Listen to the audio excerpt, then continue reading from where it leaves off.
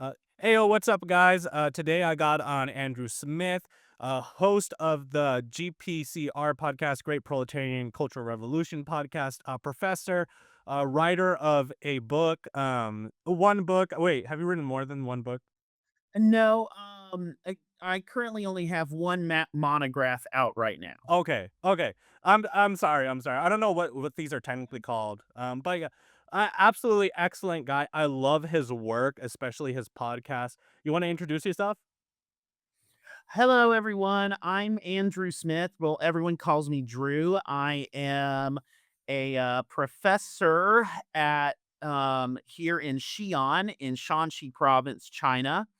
My background is Chinese Soviet relations with a secondary specialty in the Cultural Revolution. But it's kind of as time has gone by, that's become the primary focus of my research. But I just do basic Chinese communist research on the Communist Party of China in general. But yeah, that's what I do with my life. I'm also a former member of the Revolutionary Communist Youth Brigade, which was the youth league of the Revolutionary Communist Party USA for several years, and that really shaped who I am and the man I am today. Is that the one with Bob Avakian? Avakian. Avakian. It's an Armenian last name. It's an Armenian surname. Okay. Avakian. Yes, it's still led by that dude. He's still around?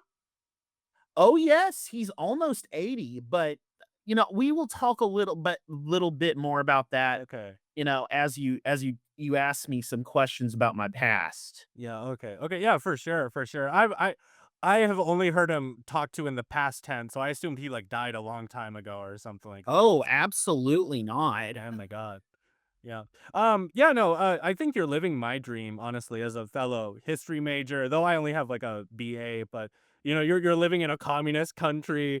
You're interacting with people. You're writing these books about your interest. I mean, I gotta say, Drew, you are living my sort of my communist history nerd dream. Um, I'm living my dream too. I would have never thought that I'd get this far, but I did. That's what I actually just before we get in there to all the listeners who are struggling in grad school or kind of like young folks that I never thought I'd get here, but I did. So don't give up hope. Absolutely, absolutely, especially as you're getting your master's. Good God, that's an awful time, yeah. Like, But yeah, no, speaking of it, how did you become a Maoist and what made you move to China? okay, that's a two-part question, so I'll break it down. So, I so I'll have to tell you just like a condensed version of my life story. I grew up in what I would say an upper working class, lower middle class existence. Kind of the precariat, as they say. Hmm, And so my family struggle never went below the poverty line, but we struggle. And that made me kind of socially aware. And I also was a very precocious child, especially when it came to history. At 4 or 5 years old, I loved ancient Egypt and ancient Greece, ancient China. And I started studying a lot about like I started reading books about like the Holocaust, the transatlantic slave trade, like the displacement and genocide of Native Americans. And that really woke me up to like, wow, this society that we live under is built on some horrible stuff. And I also took to watching the news and reading the newspaper as a kid, and I became very like, why is America messing around in stuff? Oh, I also read some books about Korea and Vietnam War. And furthermore, made me as a kid wonder, like, why does America go around ruining everything if we're supposed to be the land of the free and the home of the brave? So, one day my mom was doing a yard sale and she brought out some old books from her high school history and freshman college history classes, and there were 3 books. I distinctly remember this. One was a book on Catherine the Great, one was a book on Hitler, and one was a book on Lenin. So I read all the 3 of those books, and the Lenin one just absolutely blew my mind, and I was like, "Wow, this was a man who was, at least tried to build a society not based on greed and profit and war." And it made me check out Marx. And I was like 9 years old, bro, and reading Marx and understanding as best I could as a 9-year-old. But by the time I was 10 years old, I identified as a Marxist Leninist. And I joined the Young Communist League USA. I never really got active with them. I was just a little kid, but technically, I sent in my allowance money and got a subscription and a membership card for the YCL.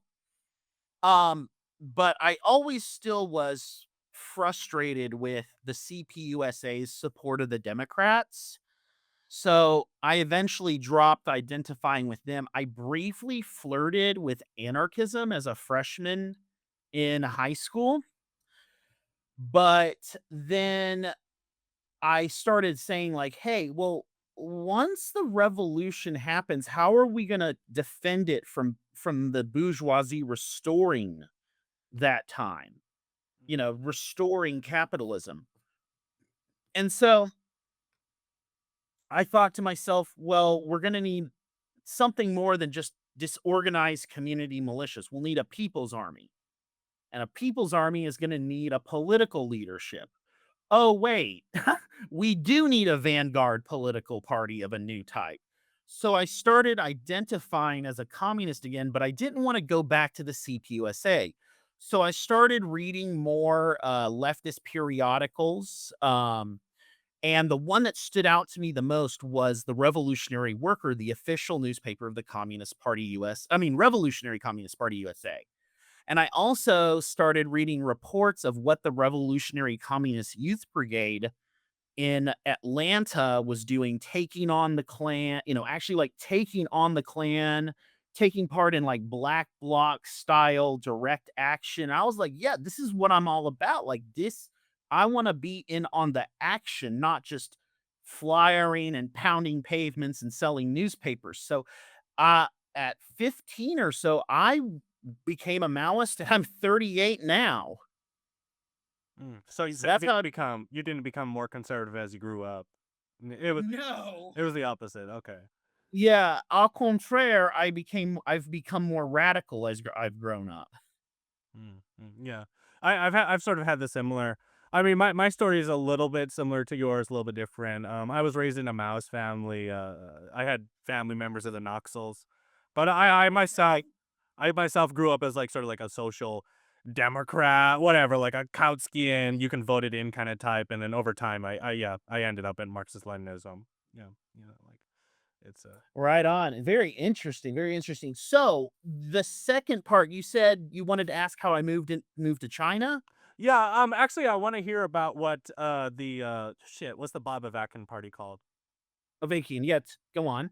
Yeah, I want to hear a The little bit more about Revolutionary Communist Party USA, or RCP. RCP. Yeah, I always get it Yeah. confused with the Trotskyist one, cause Yeah, but that's so new. Like, for many years, like for decades, if you said the RCP, everyone knew you were talking about Avakian's Maoist group. mm, so the Trots came in and stole it, man. Yeah, but that was like what, 2023 that they started that thing up? Oh, okay. Damn Trots. This is Yeah. why they got him. Okay. Yeah, no, I want to hear more about your time in that party because I've heard a lot of not so good things about that party, but like I want to hear a first person perspective. And there is some truth to those not good things about the party. There's a reason I'm no longer a member of that party. You know what I mean? Um, during my time, I did a lot of good work. I actually was able to go among the masses and seriously grasp Marxist Leninist ideology, things like that. But In the mid 2000s, Chairman Avakian dropped kind of an ideological bomb on all of us and said, "We're going past Marxism, Leninism, Maoism. I am the new great theoretician of Marxism. I'm developing a new synthesis of communism." Have you ever heard RCP USA people talk about the new synthesis? Never, never, but, okay, sounds interesting.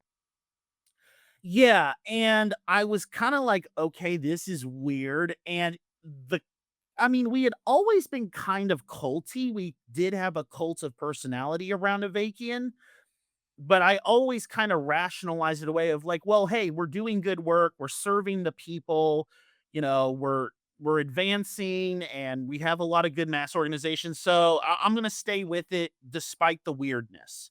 Yeah. And then once the new synthesis dropped, that's when it got just way too weird. And though we stopped really doing mass work among the people and just like literally we would just go to protests and demonstrations just to hand out flyers about Bob Avakian.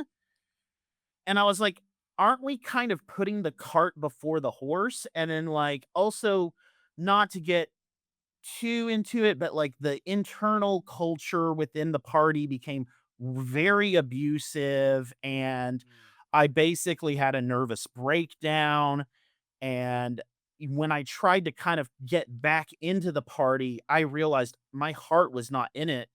And I realized this party is not a Maoist party anymore. It's a new synthesis party. This isn't what I signed up for. Peace out, y'all. mm, So absolutely. I resigned in 2007 and I kind of floated around here and there, various Maoist study groups or, local collectives. Yeah, or, having my head down, really theoretically revising things. But yeah, I left the RCP in 2007. Huh, that seems like a weird ideological turn though, this new synthesis thing. It almost I mean, it reminds me of how like if you go to like a Trotskyist a stand, like it'll just be like pamphlet after pamphlet after pamphlet about how evil Stalin is, like where like sort of these parties within the West, they sort of get away from being connected to the masses and turn into these like parties of figureheads, cult, fights and things like that. I don't know.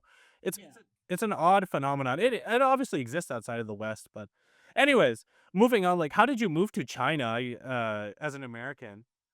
Okay, so essentially what happened was I was working on my PhD at NYU, and I realized more and more that the academic job market in America was just getting worse and worse, especially in the arts and humanities, such as history.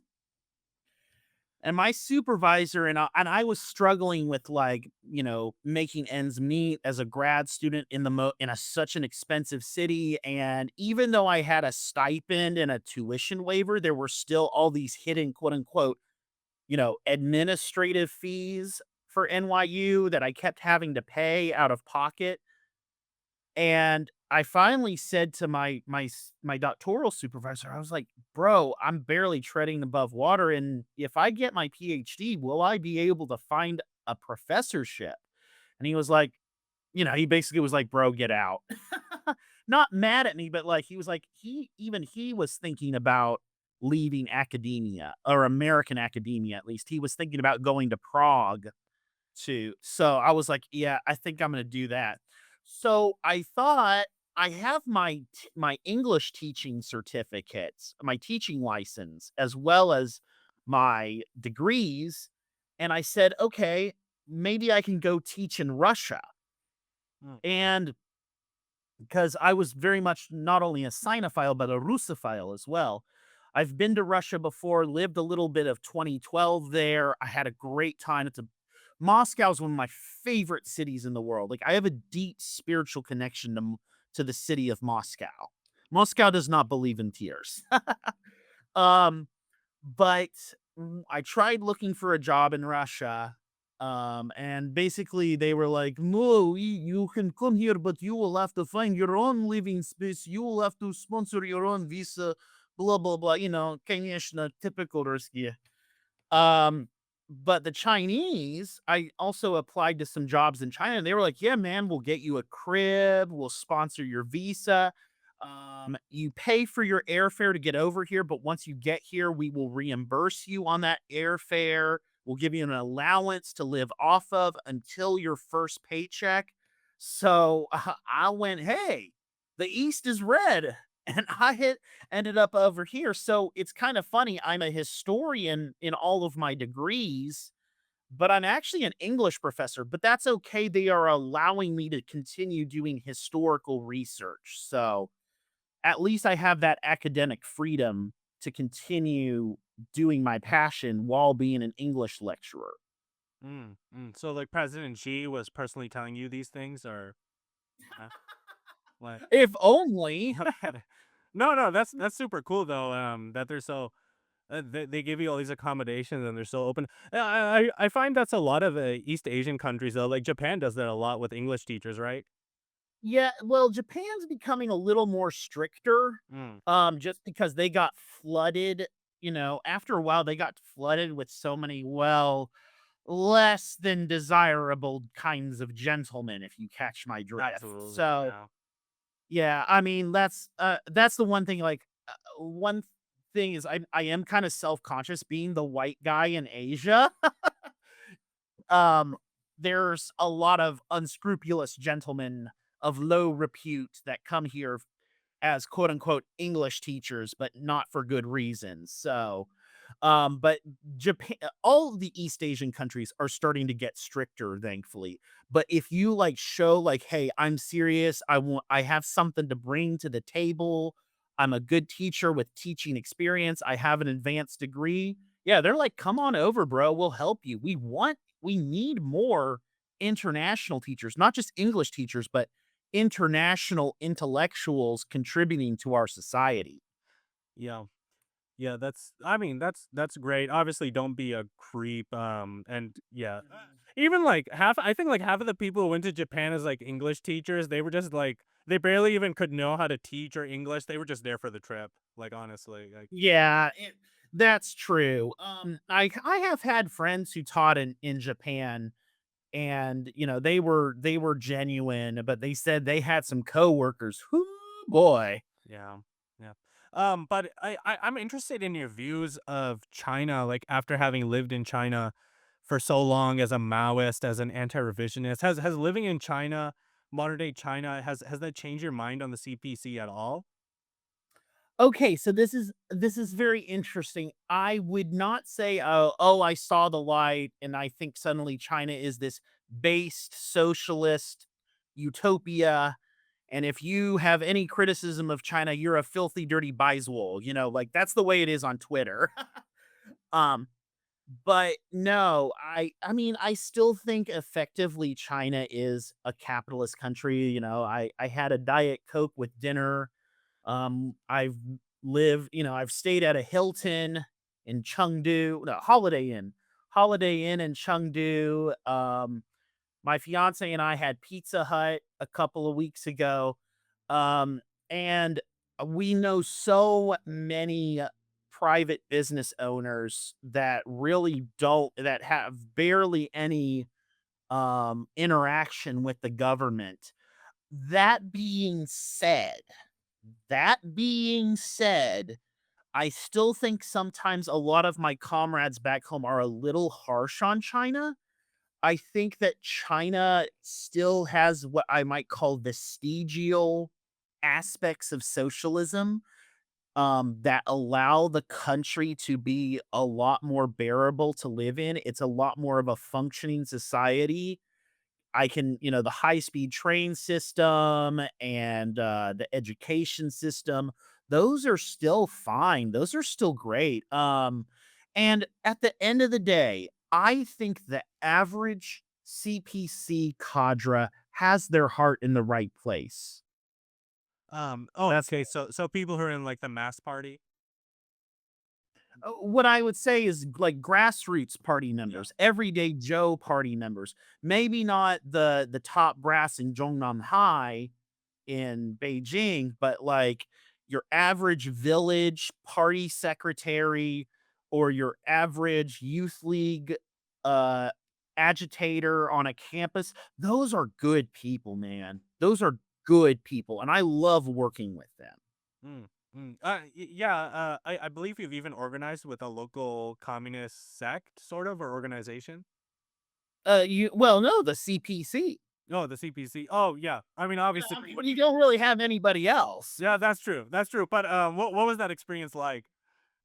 Well, it was really fun because I actually got to do like actual serious community work. I got to learn about like what the trade unions do for people to make their lives better.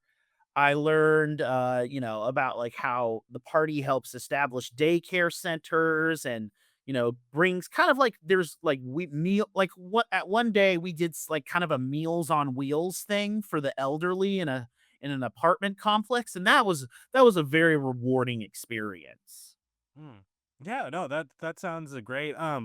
It's great that there's still somewhat of a social aspect within China that gives back to the There's community. at the very least, even though a lot of party members don't really have more than a rudimentary grasp of Marxism, the concept of 为人民服务, serve the people, is still taken very seriously. Hmm. Yeah, no, I think that's great. I mean, I've gone back and forth on the China issue. Is it revisionist? Is it not revisionist? I've read this theory, I've read that theory. But like one thing I always found about China that's so cool is their the bullet trains, the way the cities are set up. I mean, it's just I mean, I I've always said this. I want to live in China while criticizing it. You know, like I want to. And that's one thing I want to say is in China, it's not what you say, it's how you say it. I I basically, if you frame it, if you kind of like stick up your middle finger and go death to Xi Jinping and the capitalist rotor social imperialist pig dogs, yeah, you're gonna get a visit from the police and you're gonna get a ticket home. But if you're like, listen, I have some constructive part criticism. In the interests of developing socialism with Chinese characteristics, I think it would be better if we yada yada yada. Like, if you approach it in a very respectful way, in the sense of like, I'm trying to help the party, I'm trying to help the Chinese government do their best, that's how you can get listened to. Oh, okay. Yeah, don't just be like the loud foreigner telling everybody to fuck you, basically. Yeah, like, people here know I'm a Maoist, and they kinda see it as, like, kooky, like, you're kind of like a, "Oh, you silly Lao Wai with your archaic, outdated, hardline theories," but at the same time, like, because I'm respectful and practice democratic centralism and always like, at least know my place of, hey, this is just my opinion as a foreigner. I always preface a lot of my things of this is just my opinion as a foreigner. And another thing is that with my podcast, the Chinese police do know about my podcast. And they said you can do it, just don't put it on any Chinese platforms. Mm, that's interesting. Yeah. I know that there's a lot of shame around the GPCR. Is that Uh-huh. why? Yeah, it's considered a quote unquote, it's one of those things that the in 1981 there was a resolution by the party condemning the Cultural Revolution. It was just like, okay, this was a failure, it was evil, it was horrible, it was chaos. Let's just put it past us and never talk about it again. Huh. Okay. So yeah. So that's why they told you to only put it on English. Yeah. Obviously. If you look at Chinese history textbooks, like there's like maybe a paragraph about the Cultural Revolution. And it's just like this was a mistake on Mao's part and many people suffered from it, but thankfully the reform and opening up fixed everything. Huh. Oh, what are the Chinese history books like though? I've always wanted, because like obviously I can't speak Chinese, but I've always wanted to see how they handle like because the ones in America are atrocious. It's like Mao killed like 50 million Borgillion people, and which Yeah. would you say, like, they're a lot fairer and, like, or would you say They're that they're they're about fairer. okay. They're more balanced in their assessment of Mao, but there's a heavy nationalist slant Oh, okay. to China, to, like, especially the Chinese Revolution.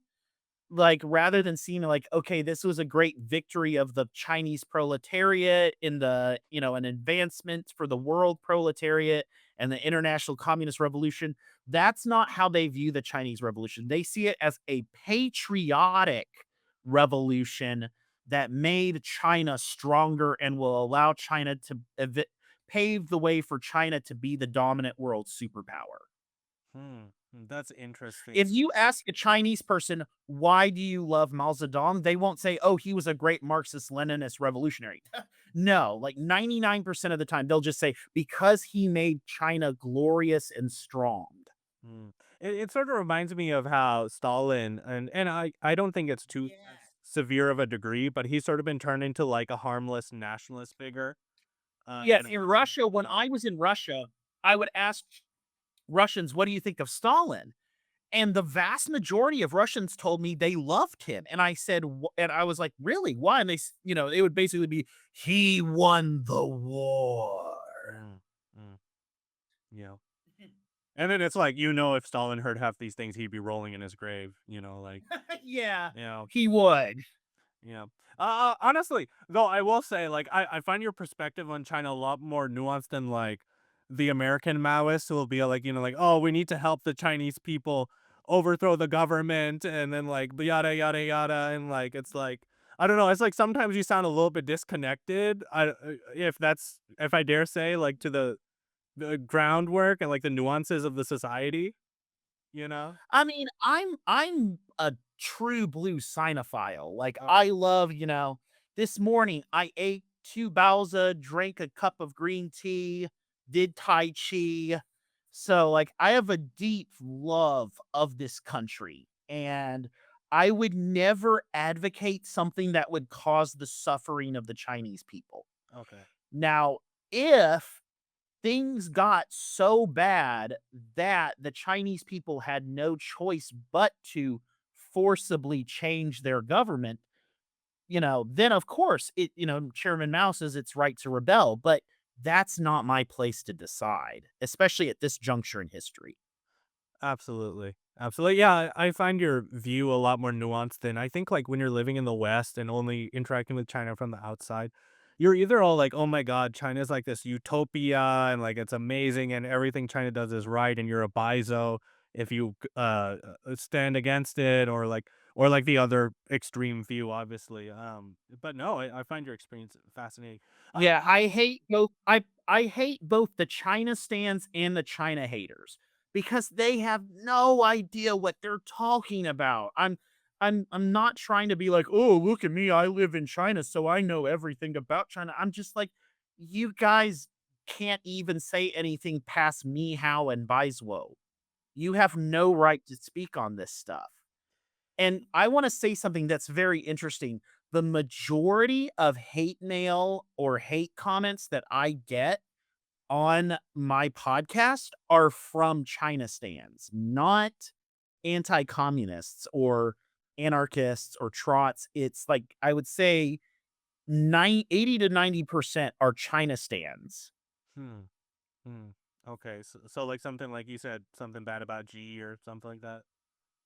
Well, I know even then I rarely directly criticize Xi himself, but Yeah. like for example, I said a few months back, I just made an offhand comment, replied to a friend's thing, and I said, I said, a friend was like, look at how China has cut down the pollution.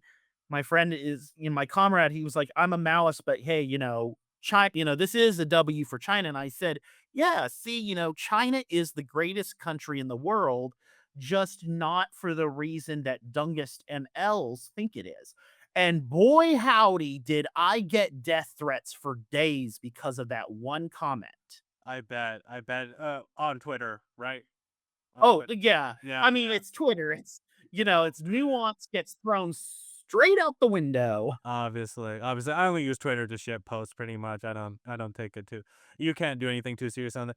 It's kind of funny because Ben Norton's also a white guy living in China. But he sort of like has like the opposite. I'm sorry to compare you to Ben Norton as sort of like a yin and yang. I'm sorry to I do know that. I held no ill will towards Ben. Yeah. No. I love Ben Norton. I like listening to his perspective, even if I don't agree with it. But he's sort of like the opposite of like everything about China is great, and this is the most awesome country ever.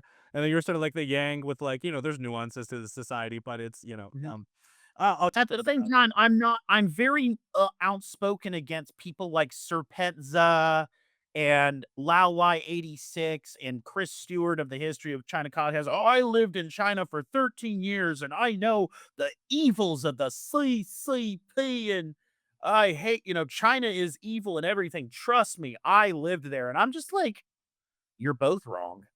Hmm. I know you spoke about it a little, like most modern day Chinese people see Mao as a nationalist figure, but is there anything else like how do they understand their country? Do they actually see it as socialist or?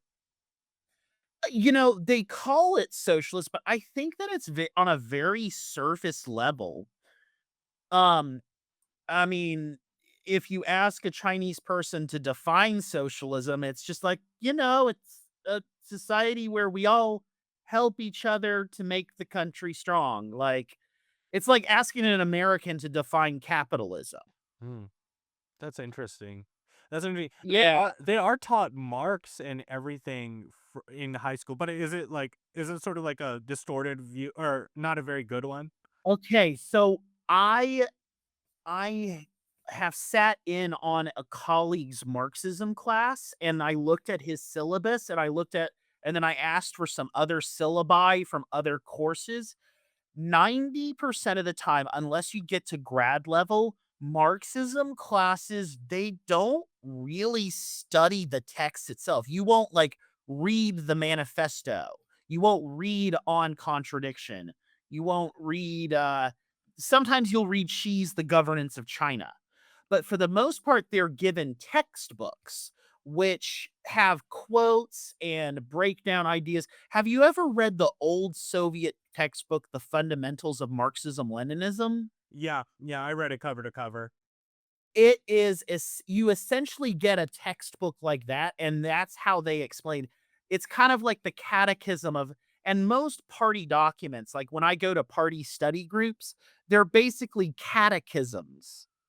I think there's some utility to that, in terms of like Sure. yeah, or but and it is also how education is generally done, like, even when we're teaching kids history, we're not getting kids to read, like, the full Declaration of Independence or something like that. It's usually like, Yeah, and I'm not arguing you have to do that with every single thing, but it does leave the question of why aren't students being allowed a close textual reading of the direct sources? mhm, mhm, absolutely. I think that's a very good point.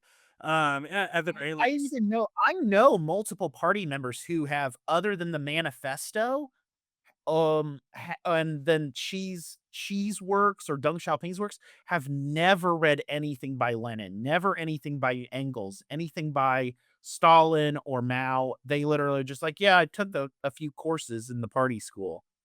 oh, so, like, most of their interactions would have been secondhand through those textbooks. Very secondhand. Yeah, It's very unfortunate, but a lot of Chinese party cadres are highly theoretically underdeveloped. mm, mm. I think the Soviet Union also had a very similar problem where they had a really hard job yeah, getting people to understand. I don't know how we could bridge that gap, like, hand people the books directly, mass print them.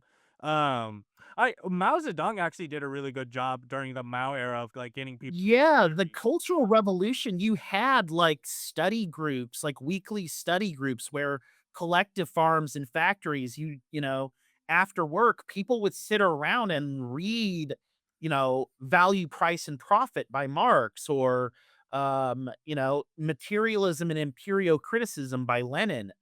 It's really impressive how, even Blue Collar Joe and Jimmy the hillbilly was learning them smart books. Yeah, yeah, no, absolutely. I've even heard stories of like Ho Chi Minh explaining Das Kapital to like illiterate farmers. Like, there's ways you can do it. Obviously.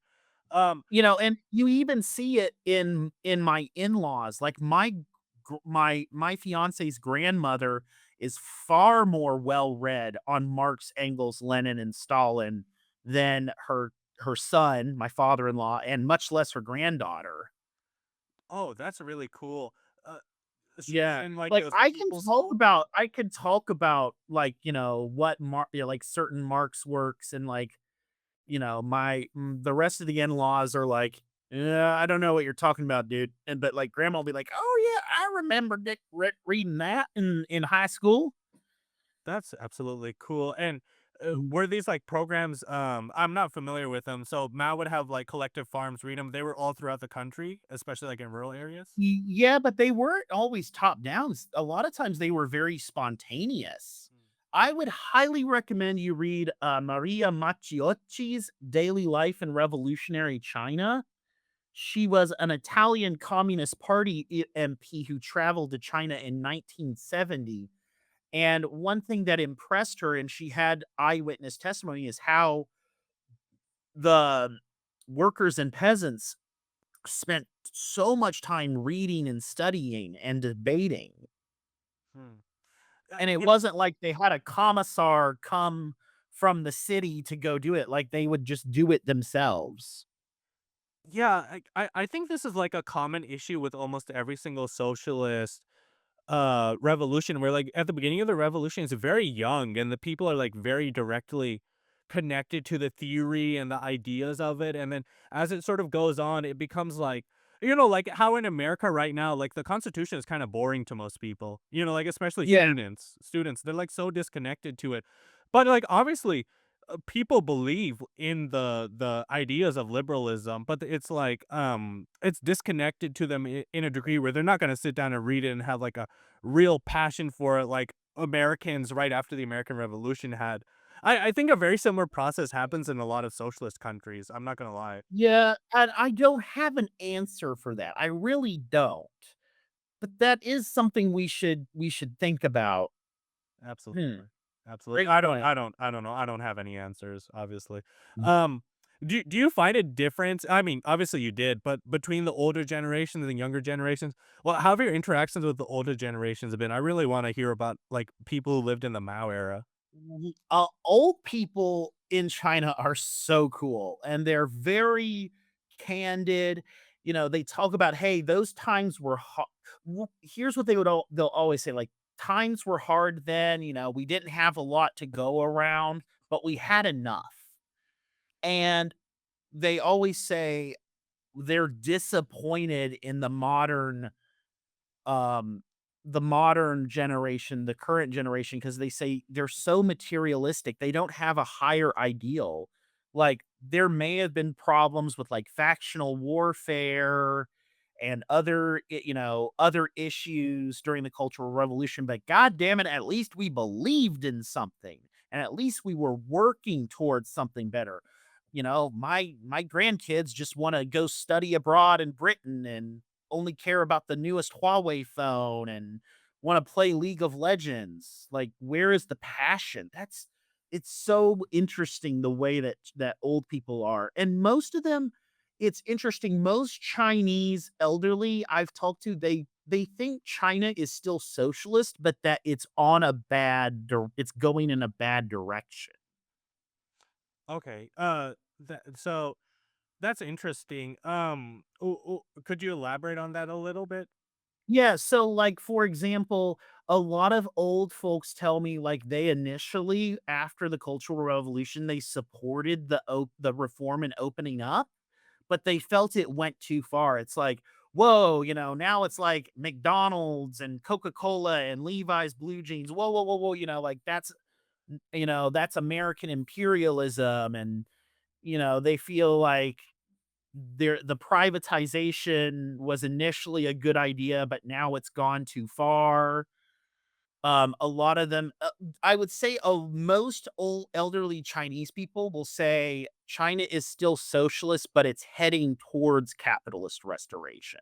Okay. Okay. That's an interesting perspective. I've never heard of that one before. Um, It's yeah, no, fairly common among Chinese elderly. huh. Yeah, no, I will say, like, it definitely Deng's reforms introduced, like, a very American file sort of culture within China, especially I mean, the interactions I've had with Chinese students are, like, students that were exchange students to America, so there's obviously a bottleneck, but there's definitely been, like, a sort of liberal culture that's been sort of implemented into a lot of Gosh, people. yes. Yeah, and especially, like, America's sort of become, like, a world superculture irregardless of what country you're in, like, China, North Africa, like, everybody wants to be American, get the American movies and the jeans and the whatever, it's ideal, like, Yeah, you Chinese people, there are 3 things you never mess with Chinese people about. Number 1, basketball. Number 2, Marvel Cinematic Universe. Number 3, Taylor Swift. Taylor Swift is popular in China? Oh, by God, is she ever. Like, Chinese people love her. What the fuck? Dude, isn't she banned from China? No, not at all. Oh, Like, okay. I don't well, maybe she's banned from maybe she's not allowed to tour because of some kind of, like, legal red tape. It is American bands and singers and such can tour in China, but it's a lot of red tape, and I can understand why it's seen as not worth doing. Um, I don't think she's outright banned. I mean, I see posters of her, I see her CDs on sale. She's on the Chinese equivalent of Spotify, and they eat her up, man. It's Oh, crazy. okay, I've just heard about a lot of celebrities being banned because, like, they said, like, Chinese Taipei or something, I don't know, Taipei or whatever, I I mean, oh yeah, if like you are like, if you say something about a certain little island, then yeah, you will get banned from touring there, but I don't think she ever has. Yeah, yeah, I searched it up, she's not while you were talking, I searched it up super quick, yeah, no, that's odd. What about Kanye? I know they love Kanye over there, right? Oh gosh, they love Kanye so much. And when I tell Chinese people, like, but he's a massive, like, he's a black Nazi, they're like, what? Really? Kanye's a bad person? And I'm like, oh, let me count the ways. They have It's not they've Chinese not heard people about are any that of way that about stuff? Elon Musk. Elon Musk, they love Elon Musk and are shocked when I tell them about what a horrible human being he is. Dude, Elon Musk? Really? I didn't know he was Oh, popular there. yes. Elon Musk is very revered among Chinese people. Oh, for what reason, you think? He's a white man with money. Oh, oh, there's nothing even deeper than that? It's just Not really. They're just like, "Oh, wow, a successful businessman, and he's white. That's cool." okay.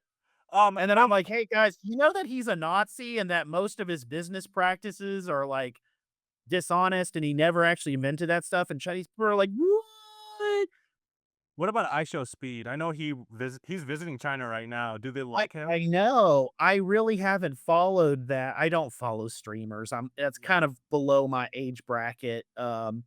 But Chinese people really don't do streamers. Like, I mean, they do have streamers on like Douyin and on WeChat and things like that, but they don't have as much of a streamer stan culture. Okay. Um, no, no, that's I understand that. I just wanna see what Chinese Gen Alpha is like, like, I don't know.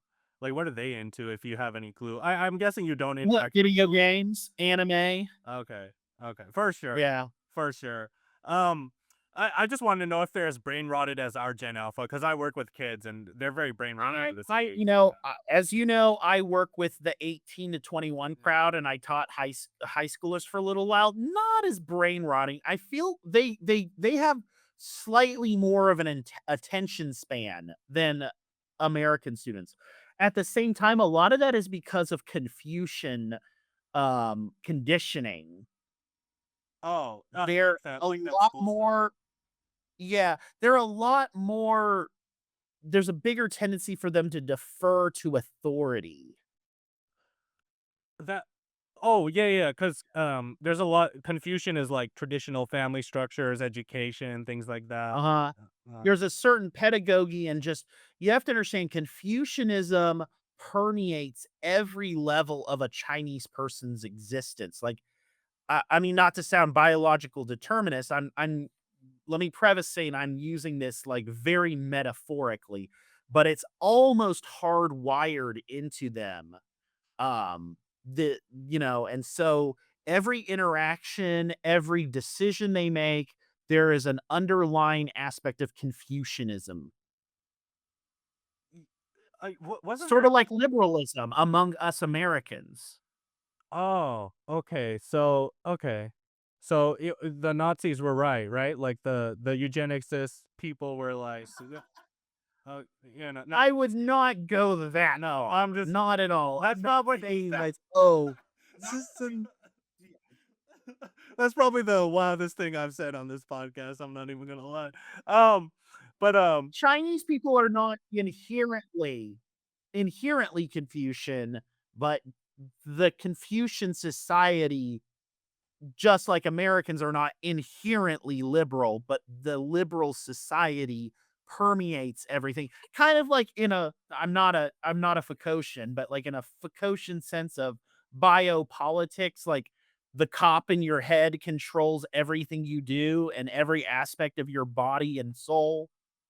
Drew Smith is a eugenicist, that's all I'm saying. Oh gosh, great. That's gonna be on Twitter in like 5 minutes. Yeah. No, no, I think it's interesting how hard it is to get rid of these it's a pretty good case study of what will happen in, like, America if we ever try to go socialist, because trying to get rid of Confucian culture Indeed. was such a big part of the GPCR, right? Mhm. And, I think that we should look at that the GPCR fell short in some ways of uprooting that. Like, you know, one thing people talk about is the great emancipation of women and advancements in the woman question in the Cultural Revolution. And absolutely, it was amazing. 5,000 years of oppression, you know, women were upholding half the sky, taking on men's, but it wasn't perfect. The amount of times I'm reading like Red Guard documents and like they call like political enemies bitches and sluts and a common way to do struggle sessions against female cadres that were toppled and overthrown is they would put old shoes around their neck as they would publicly humiliate them. And in Chinese culture, a loose shoe means a loose you know what. And so there was a big sense of slut shaming.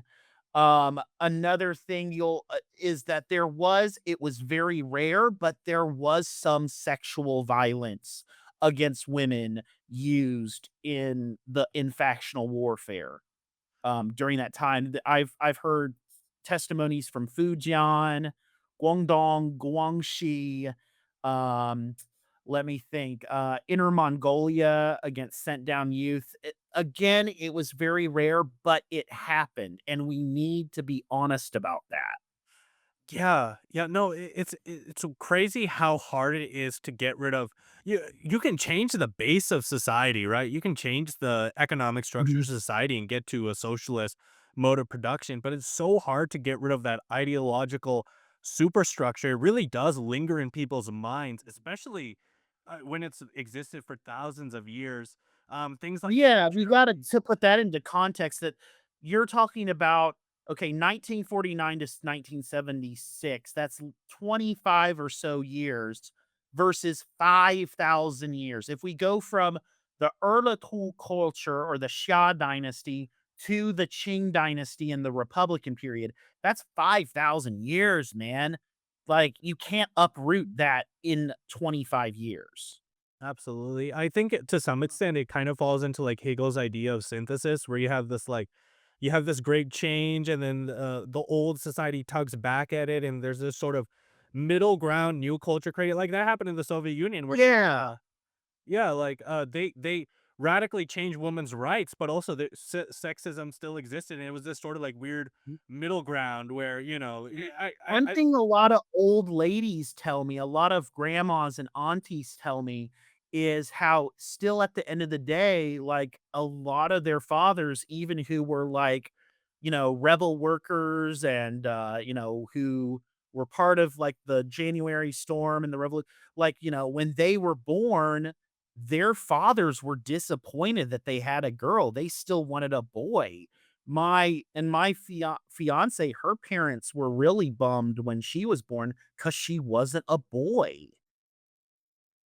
yeah. Yeah, no, I've talked to plenty of people all across the world, like, my communist dad was sexist, and he would be, like, Yeah. in marches, like, calling for the equality of woman, and then at home, he would still be sexist. It's this weird middle ground that, like, where these, traditions hold onto you in a way that I think it's just part of I hate to say it. No, I'm not even gonna say it. I'm not gonna say human nature, but it's part of the human condition where, Yeah, I would say that the human experience. experience, yeah, where these old, ephemeral ideas hold on to, where you sort of become a walking contradiction, where on one hand, you're, like, advocating for progress, but you still yourself hold these regressive ideas and, Yeah, and I mean, I'm not a perfect man. I'm not a perfect white person. I'm not a perfect cis person. So, I mean, I think we all are human and we all have our faults and we're all working to transform ourselves. Well, society's going to be the same. Absolutely, absolutely. I think it would be stupid to expect us to get into like classless, moneyless utopia where we're like immediately after revolution, where like we've gotten rid of sexism or racism, or these are just things we're gonna have to deal with for a long time. Yeah, But I will say that like I have, when I've talked about that in my podcast, like the remnants and birthmarks of old society, a lot of Maoist comrades will get mad at me and say, "Oh, you're, you know, repeating bourgeois lies. You are, you're fence riding. Why aren't you being more partisan?" And I'm like, "I'm just telling the facts, ma'am. Just the facts, ma'am." and it's good self criticism, which you Yeah, yeah. exactly. You need to be self-criticizing. Yeah, I think that's just the nature of the internet where people aren't able to have nuance. Honestly, that'll just Yeah, yeah. and also, this is no fault of their own because not to sound ageist, but I was that age once too. A lot of my listeners are very young, and so they're still hot headed, and I appreciate their rebellious spirit. But sometimes no matter how young you are, you got to remember to take a step back and analyze the situation. When you're young and you discover marks, you're a certain kind of person, I will say, Yeah, yeah. I was that person. I It, still kinda am that person. I still kind of am too. I get into my fair share of edgy moments, quote unquote. Yeah, yeah. But in your work, The East is Red, you go over Maoist inspired movements in the Second World. Could you give me like a very brief summary of your work and the conclusions from that? Yeah, so that was oh gosh, I had so much that was some of the best 3 years of my life doing that research. Um, Basically, was like, "Listen, global Maoism was such a big part of you know, student and, national liberation uprisings in the West. You hear of Maoist students in Paris, in Berkeley, in Mexico City, Tokyo. Well, asked myself, was the Soviet Union and the Warsaw Pact countries, were they any different? And it turns out, well, the more I dug, the more I found that, yeah, their global Maoism had a presence in the Eastern Bloc, and that there were people, despite, you know, humongous amounts of surveillance and being cut off from China, still tried their best to create an anti-revisionist alternative to the apparatus at hand. They felt like that the West, going back to liberal democracy, that was unacceptable, but that the Soviet experience had become cold and ossified, and that it had become stagnant. And look at this dude who's telling his young people and his workers to rebel and create this vibrant society. I mean, let's face it, the Cultural Revolution had aura. It Uh, definitely had aura. And so I found that there were people that were looking about that. And I mean, I looking back, I have some I have some nitpickings. Like I kind of like look back and I was like, maybe I was kind of stretching it there. But and but basically what I wanted to do, I wanted to launch a conversation about leftist dissent or Marxist dissent in nominally Marxist countries. Like I had originally wanted to eventually talk about anarchism in post 50 Soviet Union, Trotskyism, left communism, and council communism. I found out that there was like a big Frankfurt school and analytical Marxist tradition in Poland in the 60s, 70s, and 80s, but I never got to touch that. I ended up going back into sinology and East Asian studies. Honestly, anarchists in the USSR would be a fun topic, I feel like.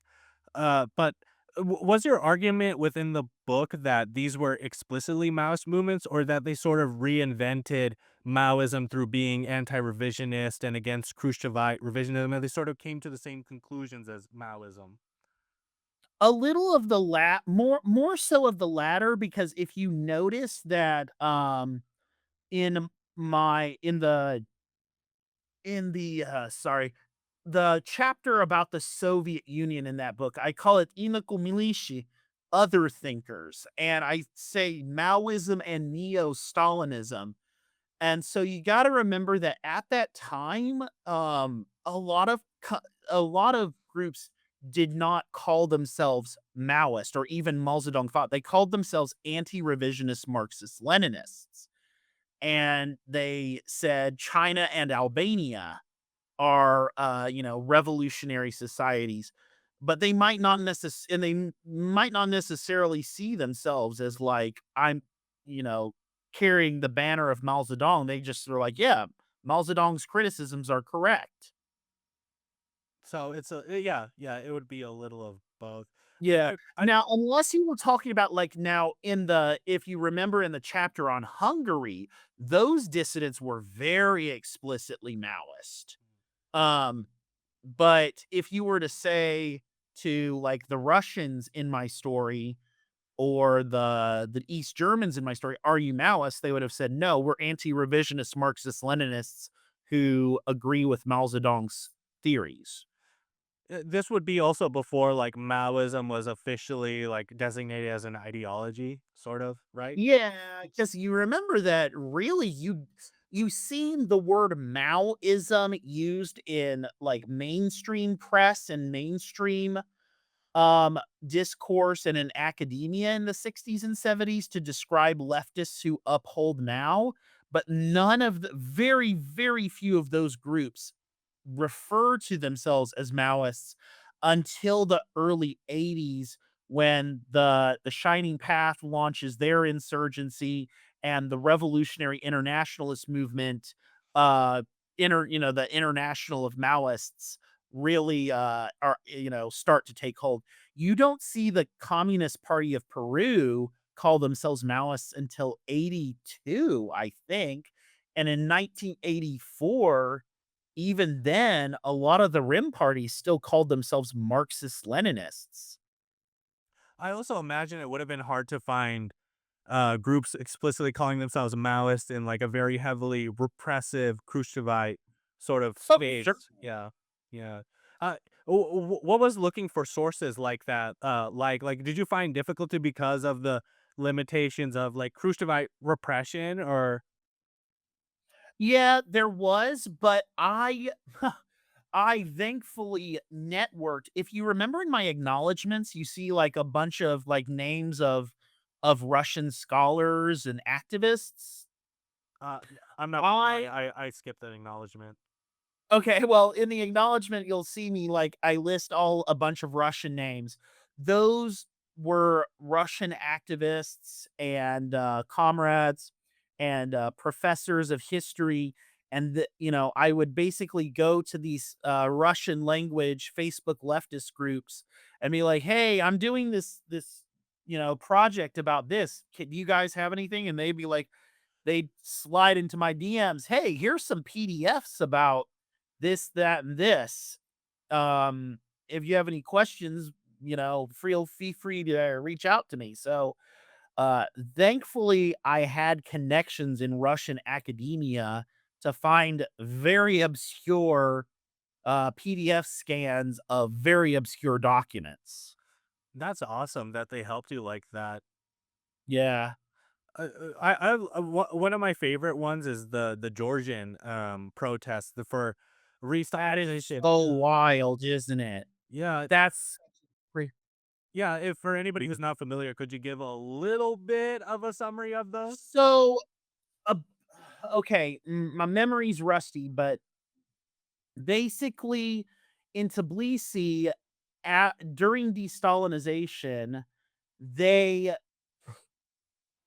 were taking down the statue of Stalin in the central square in Georgia, and it caused the the people of Tbilisi to go fucking ape shit. And there was all these sit-in demonstrations and such, and people had a wide variety of, there was Georgian nationalism, there was anti-revisionist Marxism, Leninism, but it essentially broke out into a riot, and the Red Army came in, occupied Tbilisi, and opened fire on the demonstrators, and dozens, possibly hundreds, died. I that It was that's crazy. I've never heard of like a pro Stalin riot ever like mentioned. Yeah, but it was a big deal. That's the thing. You never think about, yeah, but there was a pro-Stalin uprising in 1950s Georgia that really scared the shit out of the party brass in Moscow, but nobody ever hears about it. Yeah, yeah, and I know that Stalin is still very beloved by Georgians today. Like he is their precious Oh, son. yeah. Yeah. Oh, yeah. Like, you do not mess with Stalin in Georgia. I honestly, I'm kind of glad that he's still beloved in places like Moscow and Georgia. Obviously, not in the ways that I want him to be, but it's better than nothing. Yeah, yeah. Why do you think that Maoism in the sort of second world has been ignored, like in the Eastern Bloc? I think a lot of it is just there was a lack of scholarship, like, in mainstream academia in Moscow, and it never permeated to their colleagues in the West. Also, I think that there just was never really an interest, and so not everybody's a Russophile, Sinophile, Maoist nerd in academia like me. So, um, yeah, as those groups faded into obscurity and the Soviet top brass just said, "Okay, open a shut case, never talk about them."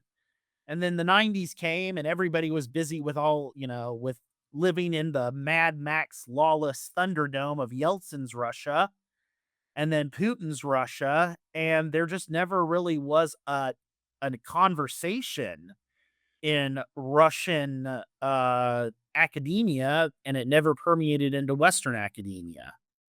I also think within the Anglophone world, there's just not many communist historians, period, that really understand like the depth of theory and would be able to like identify Maoist currents within like It does help that I read Russian to an acceptable level.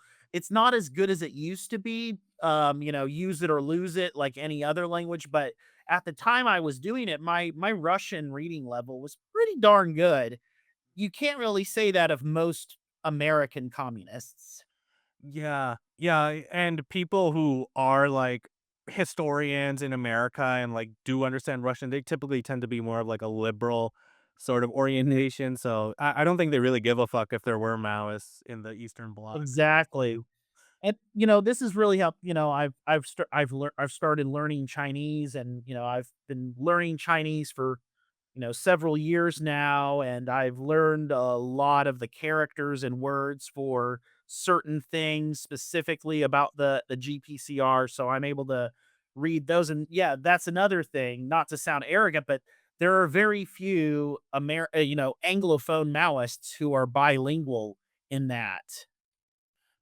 Yeah, I think learning a language gives you like this nuance because everything's filtered when you're getting everything in English. I hate that's the thing I hate about being like monolingual and like a history nerd about any country that's not within an English world. Like even outside of like communism, it's just hard to get like really nuances about these societies when Now, you're not. I understand most of the time American communists, if they want to learn a language for political reasons, they learn Spanish. And that totally makes sense because you want, to make inroads among the Mexican American and other Latino American proletariat. So I understand why that's the number one language for American communists to be bilingual. And generally, I would agree for organizing and grassroots work. But for theoretical work, I highly recommend comrades maybe try to pick up some Russian, some Chinese, some German.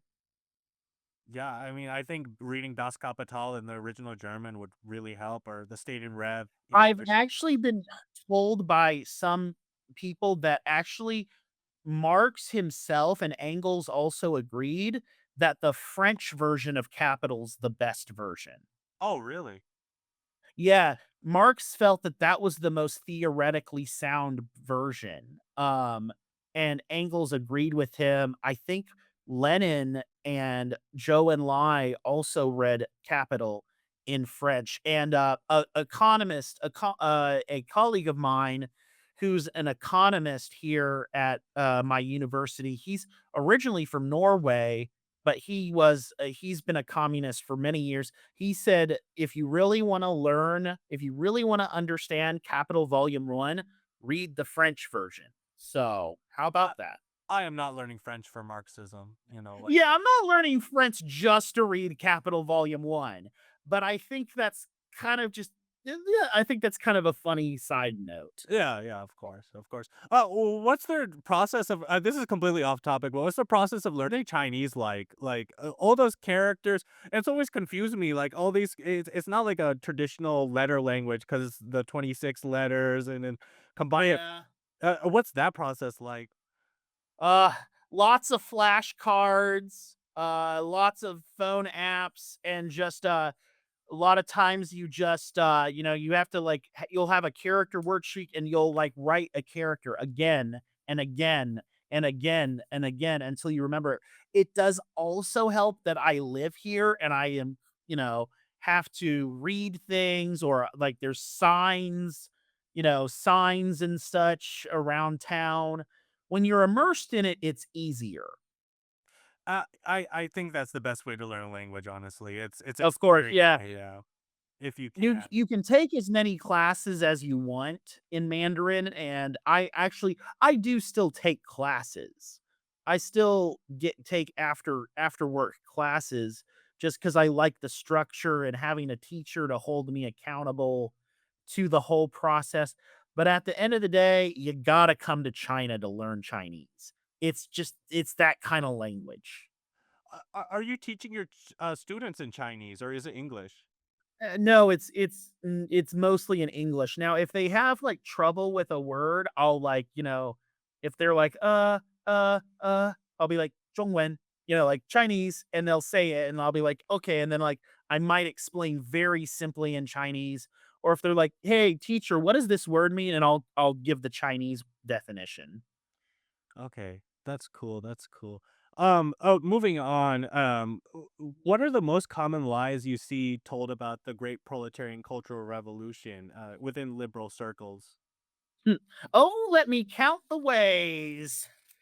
So, okay, let's go with the main one is the death toll is wildly exaggerated.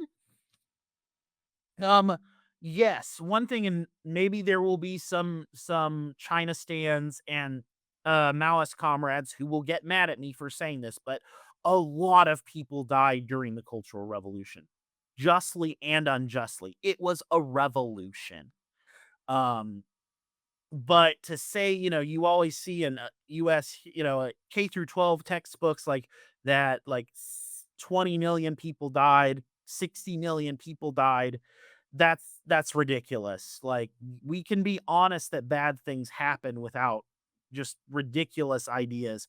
Um, Another thing is that people think that it was very much a top-down affair, like Mao recruited the Red Guards from all the schools, then the Red Guards went around and killed all the teachers and burned down all the temples, and everybody was terrified of their lives with all the Red Guards going around killing people, and it was a top-down affair officially ordered by Mao, and it was just the most horrible thing ever.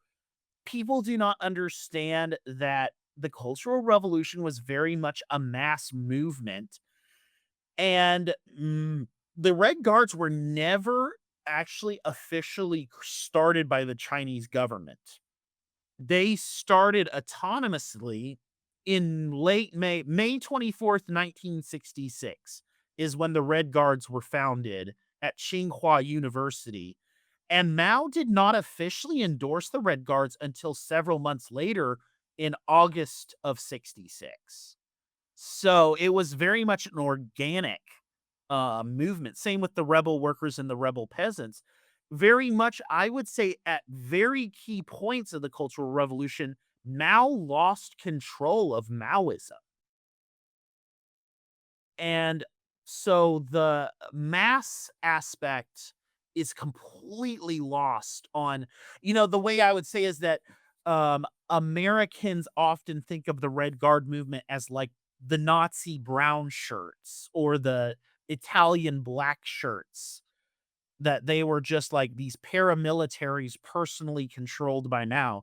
Very much that was not the case. Um, yeah, go on. Yeah, yeah. The way I've heard it, sort of described is that it was too much democracy. Well, like that's the criticism I've heard from other Maoists. Like it was too much of an organic, bottom up movement that sort of fell into a little bit of chaos, because of that. And I mean, there's an element of truth to that, but I go listen to the podcast for my full ideas on that. A few episodes ago, you might remember the July 68, the May through July 68 episode. It's called The Cultural Revolution's Darkest Hour. Yeah. At the end of that episode, I give a full summation of what I think about the mass movement. So, for the listeners, I would highly recommend listen to that episode for my analysis of that aspect. Yeah, I think that is the thing that's sort of lost about the GPCR. It's that it was such an organic bottom up movement with so many passionate people. Whereas it's often compared to like I don't know, like the Holocaust or the Nazis, Yeah. or it's like That's another thing is like people like think like Mao just woke up one day and decided I am going to kill all the teachers because I'm evil.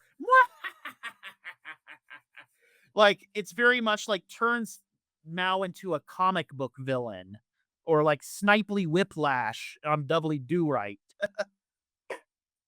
Yeah, I find your term there interesting that Mao lost control of Maoism.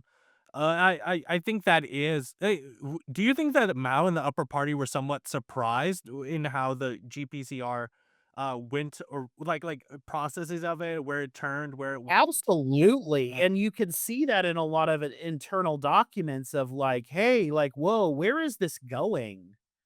There was a lot of like talks, between Mao, Zhou Enlai, Lin Biao, Jiang Qing, Kang Sheng of like, hey, like, we're very, this is pleasing. There's chaos under heaven. All is right. And there's not enough chaos. We need more chaos. And then at the same time, they're like, well, the car must Mao says something in August of 67. He says, The car must go fast, but it shouldn't go too fast, otherwise it will overturn when you turn a corner. That's So, yeah, there's that kind of, like, back and forth of, "Hey, we want the masses to be unleashed in an autonomous, mass, directly democratic way, but how do we, keep it from going off the rails?" yeah. Yeah, that seems to Mao's so good at these fucking analogies, I swear to God. He is. Yeah. The chicken and the rock, I mean, the car, I love Mao. It's Yeah, he's such a character. absolutely. I also think like a lot of people just miss the fact that like so many people were invigorated by the GPCR. Like it was such a youthful, energetic like movement. Mhm. It's nothing like an oppressive top-down sort of old bureaucratic. It was, if anything, like the opposite of bureaucratic, opposite of. Indeed. Now, there was some problems during, like, late '68, early '69 with the cleansing of the class ranks, but Mao put a stop to that before it got, way too far. What was that? The cleansing of the class So the ranks. cleansing of the class ranks campaign, I did a episode on it, is basically it was saying, like, they wanted to root out the remaining capitalist roaders after the establishment of the revolutionary committees, but, that's what it ostensibly was, and that's what Mao ordered it to be, but in reality, it turned out that a lot of these rightists who had, quote, unquote, "made self-criticisms" and, quote, unquote, "joined the rebel movement," and got, especially with the People's Liberation Army and a lot of the conservative factions of the Red Guards, once the revolutionary committees were established, they used that to, clean house and get revenge. And unfortunately, a lot of people were executed or imprisoned, or lost their jobs over very ridiculous things, often very flimsy and trumped up charges. In fact, more people died in the cleansing of the class ranks campaign than people died during the Red Guard Civil War. Huh. I don't think I saw that episode particularly. What was the effects of that essentially? Like what were they trying to? It was just an opportunist sort of like Yezhevanite sort of movement. Yeah, That I would compare the cleansing of the class ranks campaign to the Yezovshchina during the Great Terror of 36 to 38. Like I said, thankfully, Mao finally started getting reports from the provinces around, February and March of 69, and he said, too many heads are rolling, or something like that. Like, it is not good to kill comrades.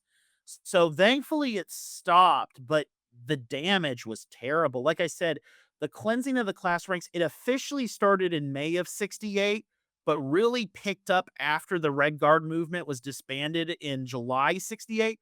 So from like August of '68 to March '69, hundreds of thousands of people are executed on many times bullshit charges. yeah, yeah, that's just not good at all. Uh, Yeah, it's definitely one of those, "Oh, that's a learning experience in what not to do." In fact, if you see, I have 2 episodes. There's the episode on Tibet and Xinjiang, and then there's another episode about Inner Mongolia. My Tibet and Xinjiang episode is about what to do during the Cultural Revolution. Inner Mongolia, where the cleansing the class ranks campaign resulted in a lot of deaths. That's about what not to do. Yeah, yeah.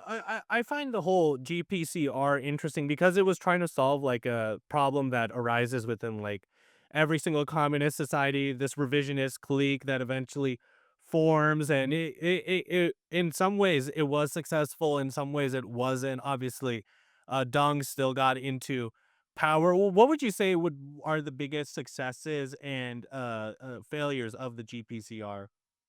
Okay, so I think that one thing, and you will even get a lot of Dungists who will agree with you. is that the GPCR, so many contradictions in society were left unresolved by the 1949 revolution, and they were kind of like just simmering under the surface. Um, and that allowed a lot of people agree with me in saying that if those contradictions in society had been allowed to further boil and, it's like when your emotions, you bottle something up, you bottle something up, you bottle something up, and if something goes wrong, you have a nervous breakdown. Well, some people say that that's what would have happened if the Cultural Revolution had not happened when it did. Like, yes, it boiled over, but at least it didn't boil over to the point that the pot exploded.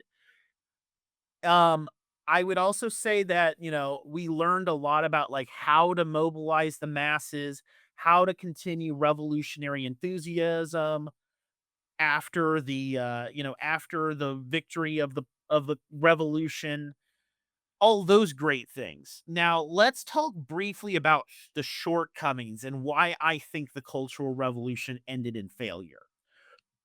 I'm still fleshing this out, and at the conclusion of the podcast, I'm going to have a whole episode called The Aftermath and All That Remains, summing up the Cultural Revolution for the future. But right now, where I stand is number one, the Cultural Revolution happened a little too late. I think it should have started in the mid 50s or at the very latest immediately after the Great Leap Forward. Probably should have started in 1955 or maybe 1962 at latest. But Mao had allowed too much time for a lot of bad elements to come into power, and it was very hard to wrench them out of, power permanently, especially after the early 70s. Another thing I would say is that the army was very like Mao actually estimated that at one point that 75% of the army cadres were revisionists. But because he was worried about the army, if you destabilize the army, then the party can't command the gun. Then the people command the gun, and that's a dangerous. So, but the problem is that the army never really got fully cleansed of capitalist rotors. And so in the 70s, when Mao died and the left wanted to stay in power, they didn't have the backing of the army. And it was just like they were just pushed over. It was like, yeah, you political power grows out of the barrel of a gun. You don't have the army or the people's militia or the people's police on your side. Yeah, you're not going to stay in power. So I think those were also, of course, the factionalism, the fact that a lot of Red Guard factions and mass organizations treated a lot of like uh contradictions among the people as antagonistic contradictions among the enemy. So a lot of comrades who maybe have like had mistaken ideas or committed mistakes early on in their career were toppled and overthrown as full-blown revisionists or capitalist rotors. So I would say those are the three main mistakes committed during the Cultural Revolution. Would you say that it could have benefited a little bit more from a little bit more top-down leadership, or it's something else? I don't have an answer to that because as we see, as I said, during the cleansing of the class ranks campaign, and then after the Ninth Congress of the party, it does for a brief period from I'd say late 68 to mid 1971, it becomes a very top down affair. And it's not very good, but at the same time, shit was really hitting the fan by summer of 68. And gosh, bro, I gotta admit, I don't really have an answer for that. If it would have been better if it was more democratic, would have been better if it was more top down. I'm still thinking on it. Maybe I'll have an answer by the time the podcast ends. Absolutely. I won't pressure you. Top down, top down. No, I'm just kidding. But uh, what uh with the podcast wrapping up, what are you hoping to work on in the future? Okay, so well, the podcast will probably wrap up next year. Uh, What I'm doing is, you know how I've been doing the chronological episodes like every 2 months? So next month, this April will be the Party Congress, and it's January through April of 69. Then I'm gonna do like May through December of 69. And then I'm going to go by a yearly basis 70, 71, 72, 70, blah, blah, blah, blah. And once I get to 1976, we'll have the epilogue episode. And also, we're going to do a two-parter called Transnational Consequences of the Revolution, mhm. kind of like how the Cultural Revolution helped affect global Maoism. And I'm going to try to get some comrades on there for a roundtable discussion. But after the podcast ends, I don't think I'll do another podcast. I think I'm gonna try to get back on this project I have on the back burner called Reading Marx's Capital in China, which looks at how Marx's Capital was translated into Chinese and how like the Russian and Japanese, French and English versions were studied prior to the night. Because do you know when Capital was finally translated into Chinese? Do you know? I'm gonna go. 1938. Oh, The Communist Party of China was founded in 1921. There was a 17-year period where the CPC was not studying Capital in Chinese. They were studying it in Russian, Japanese, or English, or in French.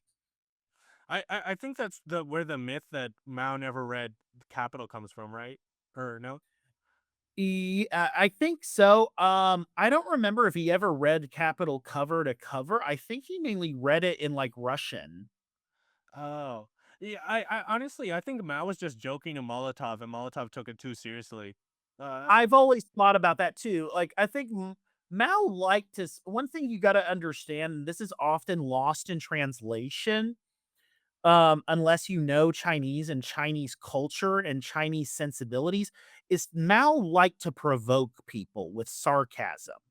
And I think a lot of times people take a lot of what Mao says at face value. yeah. That girlfriend's comment or something, that woman comment he made to Nixon. It's always struck me as a joke, but a lot of people Yeah. in America are like, they take it seriously. Mm. Or like the part where he says like the thing about Italians, it's like, well, if a nuclear war happens and there's less Italians, like good for them. And some people are like, see, he was a national chauvinist. He didn't care about the Italian proletariat. Bro, he was making a dark joke. Or when he said something like, I actually prefer when Republicans are in power in the US. Again, I think he was just trying to provoke Nixon and Kissinger.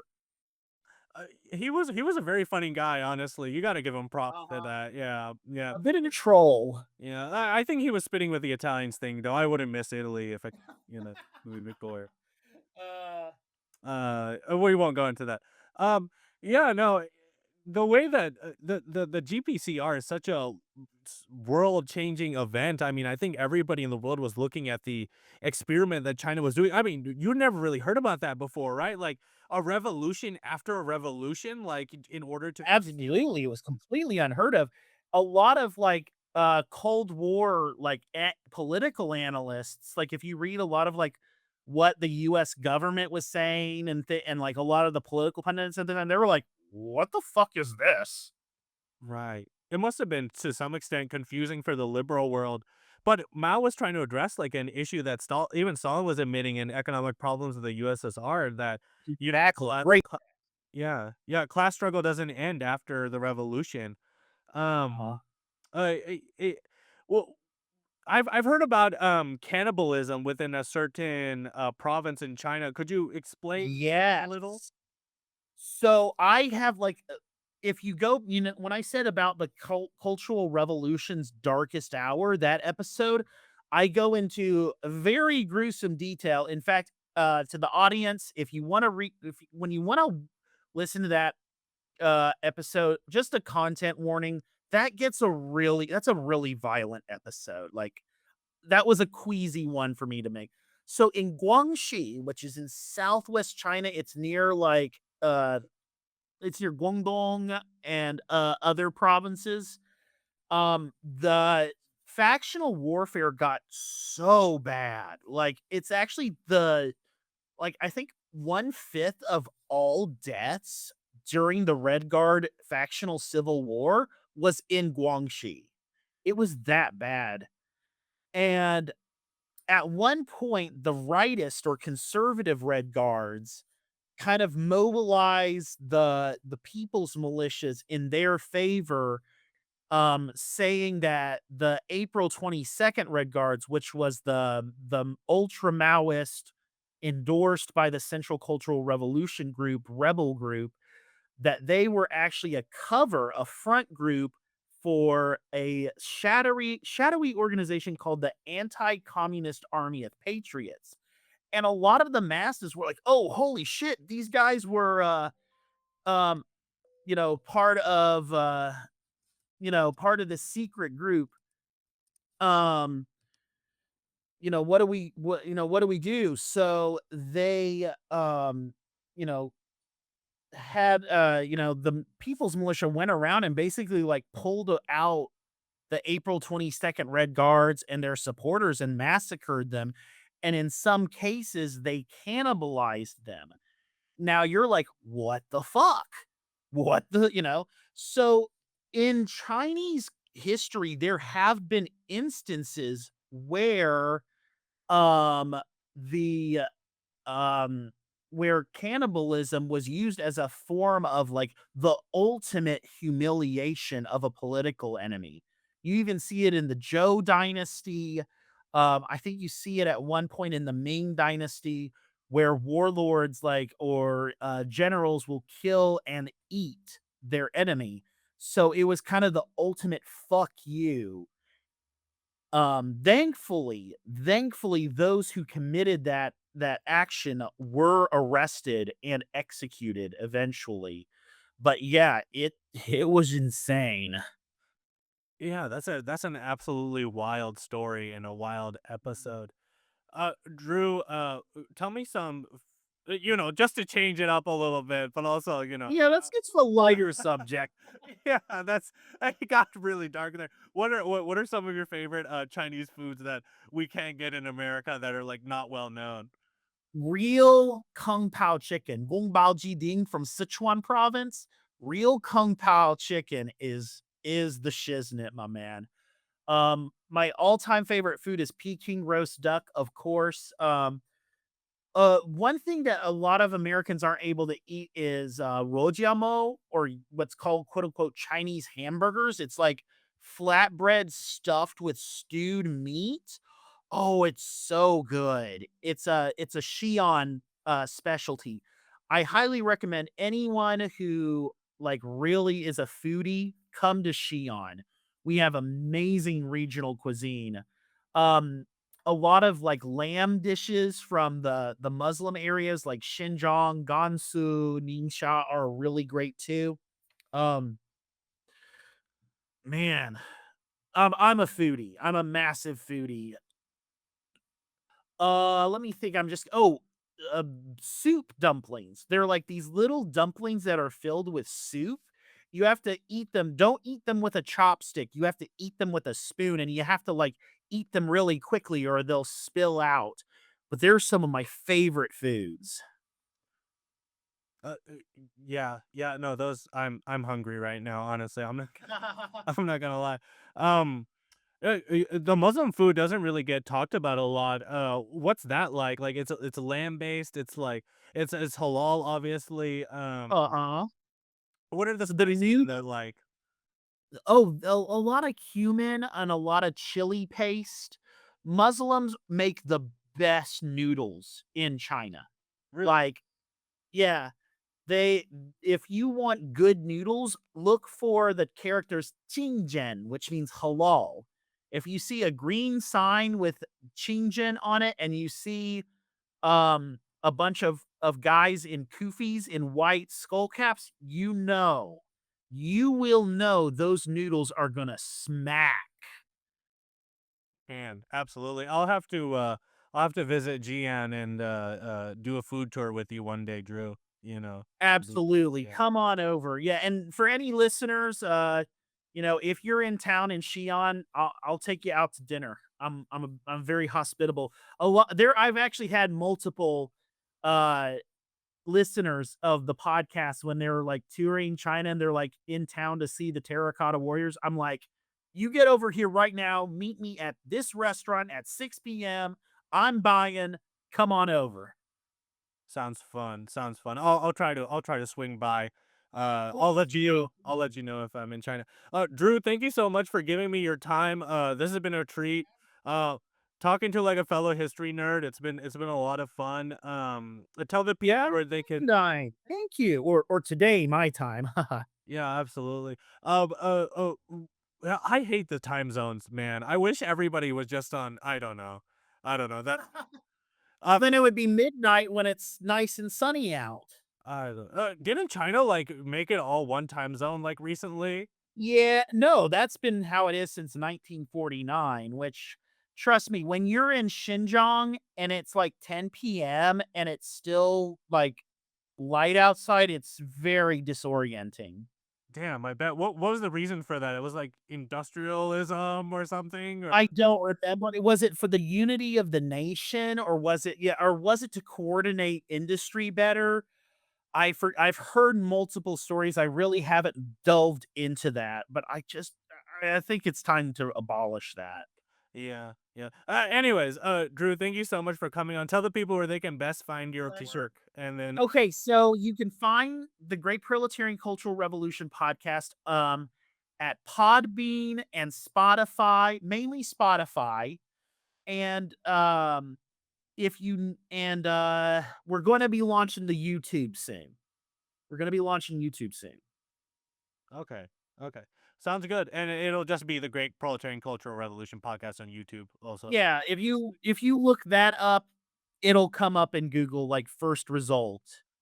Okay, sounds good. I hope I'll be able to see you one day in Xi'an, Drew. And yeah, you have a good, yeah, you have a good rest of your day. 好了，再见。Bye bye.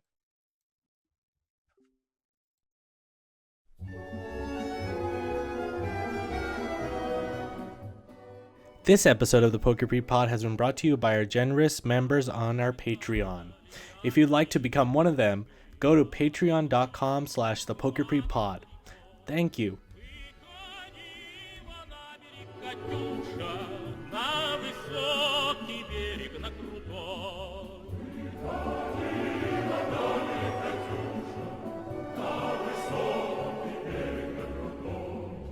What the fuck? Glory to Stalin. I barely made it.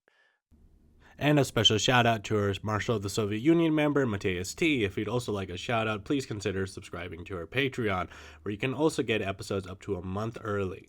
Thank you.